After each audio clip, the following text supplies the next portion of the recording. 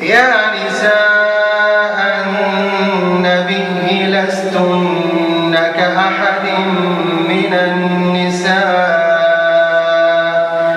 إن اتقيتن فلا تخضعن بالقول فيطمع الذي في قلبه مرض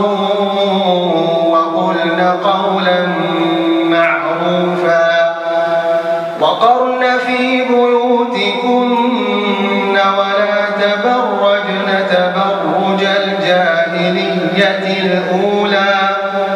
وأقمنا الصلاة وآتينا الزكاة وأطعنا الله ورسوله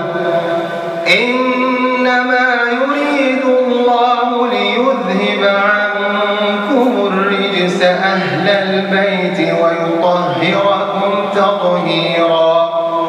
واذكرن ما يتلى في بيوتكن من